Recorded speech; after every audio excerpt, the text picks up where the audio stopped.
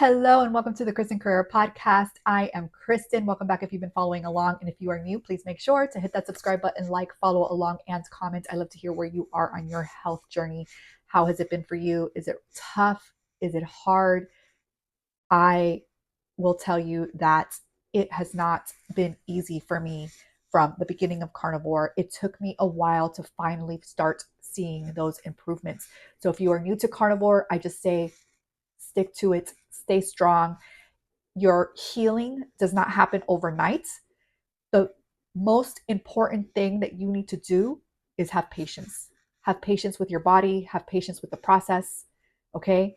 It's a process that your body is going through, and it is not a quick fix type of magic pill that a lot of people want to take. It is something that your body is going to slowly heal and adapt to. So that is my one little tidbit of advice to you if you are starting off on Carnivore. Today, I want to talk about the Carnivore journey and going through stressful times and how it impacts our mental health. I personally started the Carnivore journey because I had a lot of mental health issues like depression for over 8 years, anxiety since I was little that only got worse after having my babies. And I had so many other things on my list, but those were the two main factors of my mental health, and I needed to get them under control. I was tired of being tired. I had a lot of fatigue, a lot of brain fog, where I would contribute it to just mom brain. And we start to say these little sayings, right? Like mom brain or I'm a hot mess. And we're so used to putting that negativity and kind of almost turning into what would be kind of a positive, like, oh, I'm a hot mess and I don't care, and I have mom brain. But the fact is that these things are not normal, and these things can truly, truly just mess with your daily life. And it can be very, very frustrating. So I want to go down 5 fun um, mental health benefits of changing your nutrition, specifically to carnivore. So, number one, nutrient density. The carnivore diet is rich in essential nutrients like omega-3 fatty acids, B vitamins, and zinc, which are important for brain health and can help reduce symptoms of depression and anxiety. I am just one person on this journey, but if you go and take a look at other testimonials and other people who are on this journey and are talking about it, you will see so many testimonies of how the carnivore diet has helped with their depression and their anxiety.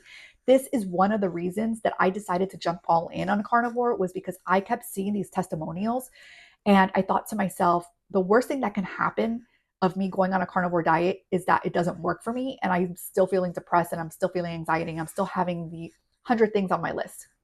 But the best thing that can happen is that it actually works. That these people that I'm listening to, the testimonies I'm reading are real. What if they're real? That what if was all I needed to say, I'm jumping all in on January 1st. And that's what I did. Number two, protein and mood. High protein intake from animal sources can support production of neurotransmitters like serotonin and dopamine, which are crucial for regulating mood and emotional well-being. If you're constantly irritated, there's uh, anxiety, especially if you are a woman after having children. They would call it postpartum anxiety, is what they told me that I had. And all of these feelings and just overwhelmingness of things that are happening in your life can really, truly just stop your life where you cannot focus. And like it's almost like this outer body experience that I had where I knew it wasn't normal to feel this way. And I could almost see myself when I was in this brain fog, like looking through a window and thinking to myself, you need to move, Kristin. You need to get up. You need to wake up. You need to stop feeling down because you have 3 kids and you need to move. You need to be there for them. But I couldn't. It literally just felt like this heavy cloud over my head. And again, it wasn't until carnivore that I started to see that shift. Number 3, inflammation reduction. I had heard about this one, and it was something that I really, really wanted to see within myself, because I had inflammation in my hands, and I had that brain fog, right? So the carnivore diet eliminates processed foods and sugars, right? We're only eating animal products, which can lead to inflammation. All those processed foods, all those sugars, all those seed oils can lead to inflammation. And even though you may be feeling and thinking that you're eating healthy-ish, a lot of those foods can still cause inflammation. So pay attention to what you're eating and how you feel. Get a journal, write it down. That's what I did when starting the carnivore diet. That's how I found out that I couldn't have pork belly. Okay, yes, pork belly. As much as I find it delicious, it just did not sit well with me. Reducing inflammation through meat-based diet may help improve mental clarity and mood stability. So yes, I started to finally feel that mental clarity, that shift of that heavy cloud over my head just finally coming out and giving me the energy that I needed to get work done, because I work from home, keep up with the kids. It was truly a blessing.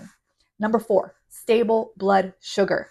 By focusing on animal products, the carnivore diet can help stabilize blood sugar levels, preventing mood swings and energy crashes that occur with high carb diets. I had those energy crashes every single day. Time to pick up the kids, falling asleep practically at the wheel. I wanted to come home and sleep. I was tired all day long. I had those energy crashes all day long. And when I started the carnivore diet, it took me a very long time to finally start feeling that energy. You'll hear people say that they feel it within a week, 2 weeks. I was not that person. So if you are not that person, you are not alone.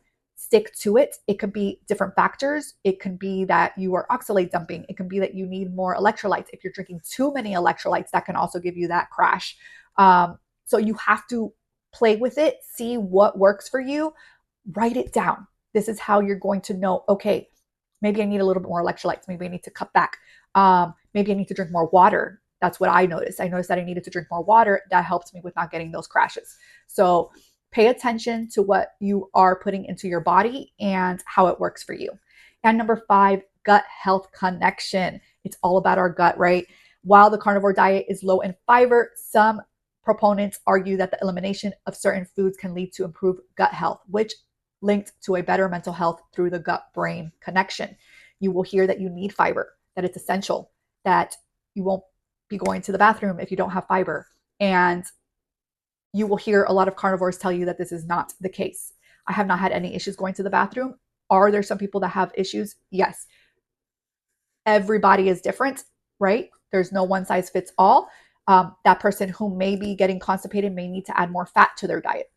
I have microscopic colitis. I had to reduce a little bit of the fat because it was making my microscopic colitis worse. So you will find that balance where you will finally feel and heal your body. And so during these stressful times when I started carnivore, I had to just remind myself of my why. Why am I doing this? Why am I putting my body through this? Why am I going through this? Well, I was already going through so much. I was already feeling depressed every single day, crying out of nowhere. I was already feeling anxiety every single day. I didn't want to step outside of my house. I didn't want to get out of the covers. I couldn't concentrate. I was aching all the time. I had stomach issues. Just the list was long. And so although stressful times are going to happen in your life, like today I had a lot of work to do. It was a little bit stressful. I have other things to do. This week has flown by and I feel like I need an extra day. That's going to happen. It's life. It's how we see it and how we react to it that is going to make the change. And changing your nutrition is truly the start to healing over time. I'm not saying that it's the one size fits all of healing. You might have traumas that you need to heal, and the nutrition's not going to do that.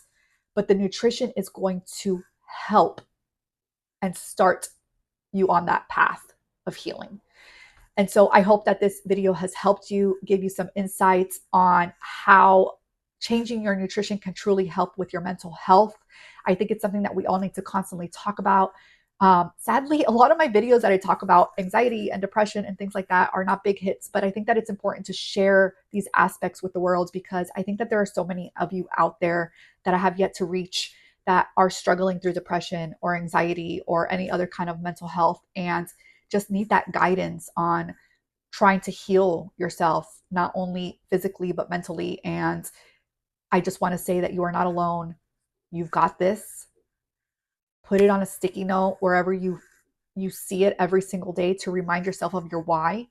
When those hard times come and you want to give up, you don't want to wake up and eat carnivore, or you don't want to wake up and get your workout in. Remind yourself why you're doing it. Remind yourself how you feel after you do it. Because a lot of times you'll see that shift where, oh my God, I feel so much better after I get my workout in. I have so much more energy. When I eat this way, I don't get anxiety. Remind yourself of that, because that eventually is going to create the habit to where you don't even need to think about it anymore. You won't need that sticky note in front of you. It's just going to come to you naturally. And I'm slowly getting there, figuring out what works for me, what doesn't, whether I'm strict or not. I am on the no Kristin diet. I talk about it in my other podcasts, where I am just finding what works for me.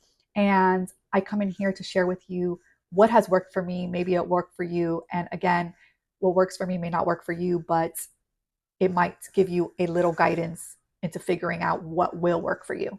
I hope that you have a beautiful day, and I will see you again on the next podcast.